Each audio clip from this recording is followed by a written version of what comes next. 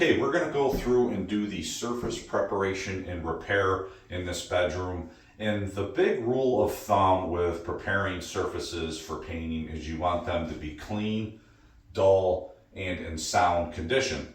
So how I really like to start is to go through wall by wall and do what I refer to as a scan of the entire surface area. I carry my multi-tool or 5-in-1 tool with me and go through and inspect and scrape and hunt out not only the major repairs that are in the wall, but any of the minor surface anomalies or texture irregularities or any sort of defects that we want to take care of.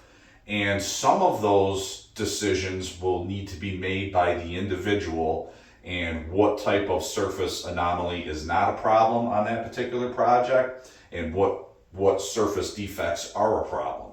There are certain things that absolutely need to be taken care of. If there are holes or cracks or puncture wounds, peeling, flaky paint, stains, those are things that you want to take care of so that you have a sound surface for the paint to adhere to for the long haul. There may be other irregularities that don't look nice, but they're technically not an unsound condition. So that's going to come down to your own individual desires for what type of finish quality you want and what is something that's going to bother you and what's not. So that's a part of setting expectations with a customer if you're a contractor, and it's a matter of your own individual taste if you're doing the project yourself.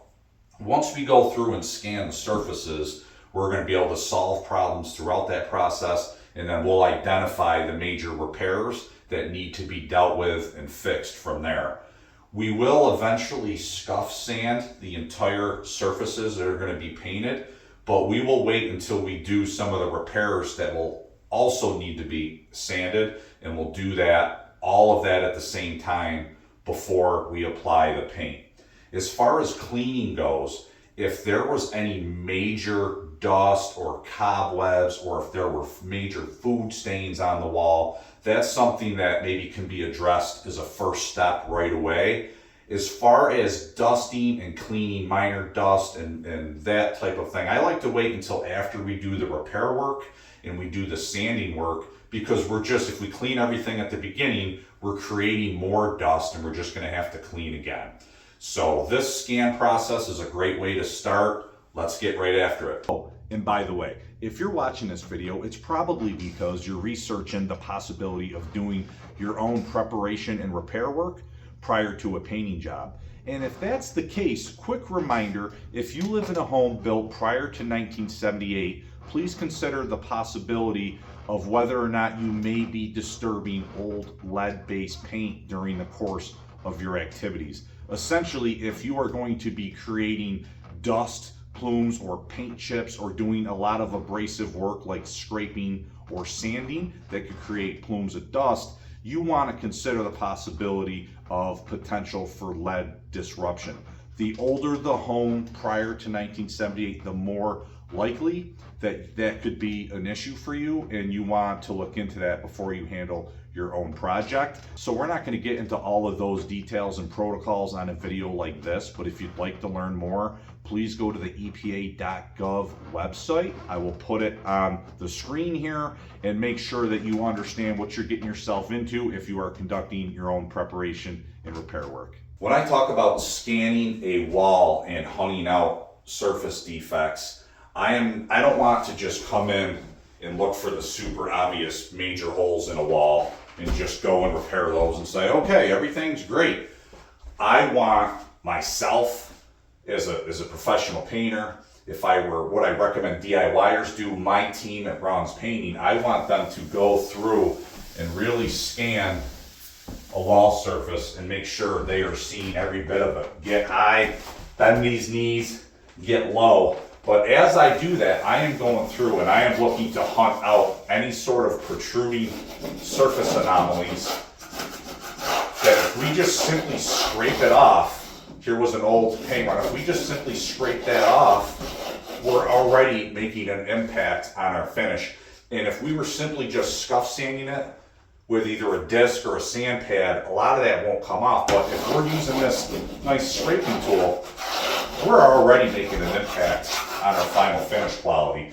So we go all the way through this walls with that process. Something like that, if you're coming across loose flaky paint, you sand off those edges, and that's kind of how we work through it. Let's get a closer look at this. All right, so I have this wall, and I'm working on the top. I am hunting out imperfections, little irregularity like that. Watch, boom, scraped off. Look at these. We have an old heavy drip from prior applications. Let's scrape that off. Okay, we're making an impact here by getting that scraped off. And we maybe can even skim over that with some joint compound to make that look even better.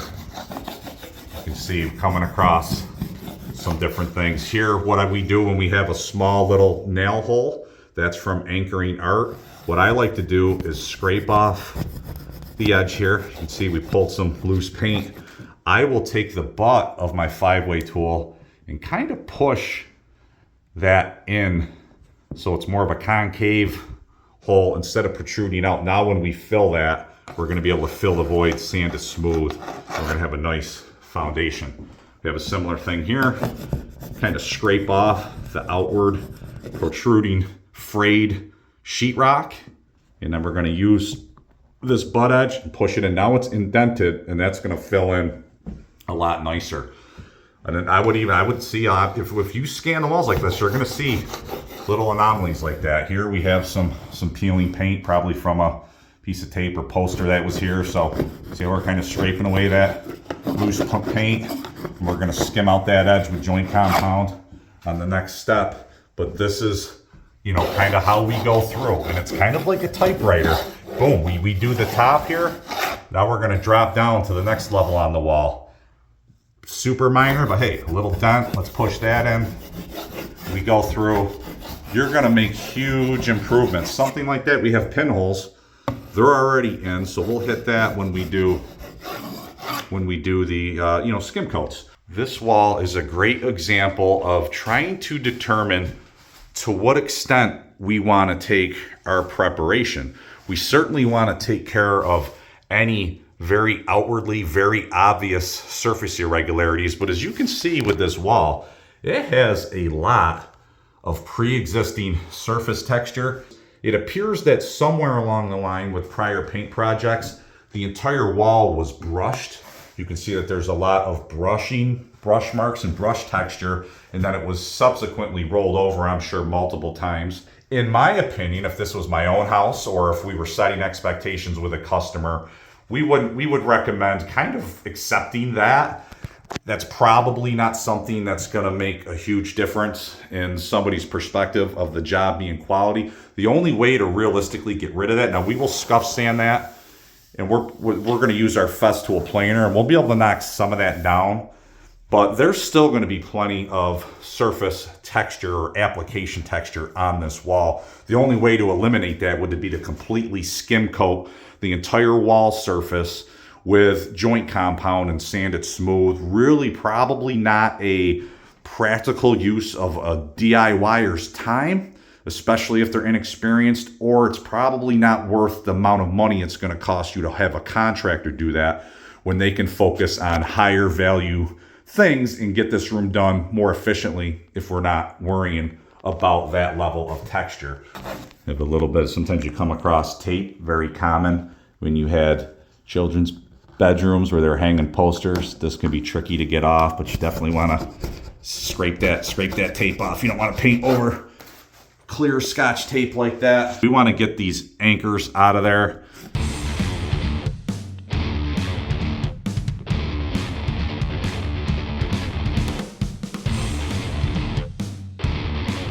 These are the types of things you'll come across as you're scanning the walls and scraping and coming across. You'll come across some major repairs like this. You can see the bubbling at this window trim intersection. And I got this stress crack through here. Then we got another crack that comes down here towards the heat register.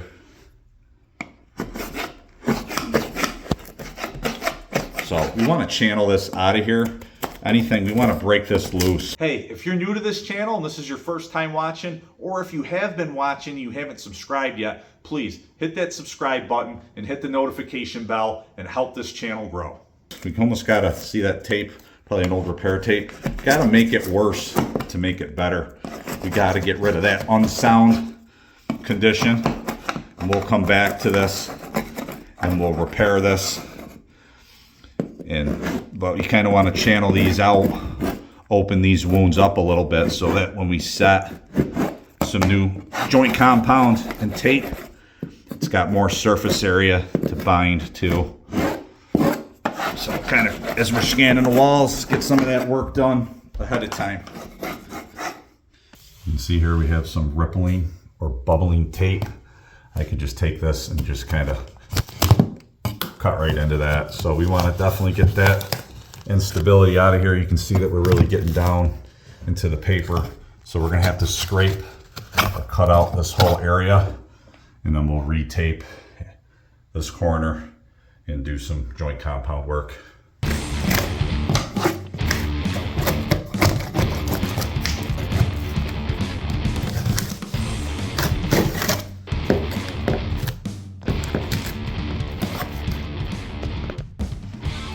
See that we pulled out all that looseness, that loose tape, and all that bubbling sheetrock paper in here. So we'll use the Trim Tex Fast Edge corner tape that's vinyl reinforced on a major repair area like that. Have a little bit of flexing here, so we'll put some more screws in here to anchor this down.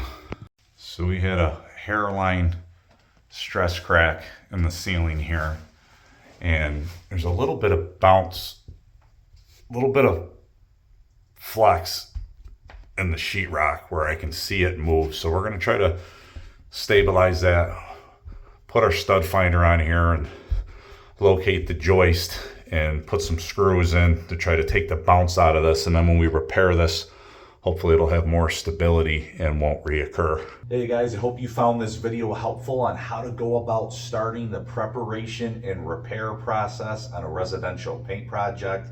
There is plenty more where this came from. If you would like to see a more detailed explanation on how we finish the rest of the prep work in this room, we have a video that we will link at the end of this video. You can also go into our playlist called the Paint Trainer series, and you'll find a video that is all about identifying the common problems that need to be repaired or solved before simply applying paint in a residential interior room. And don't forget about PPE.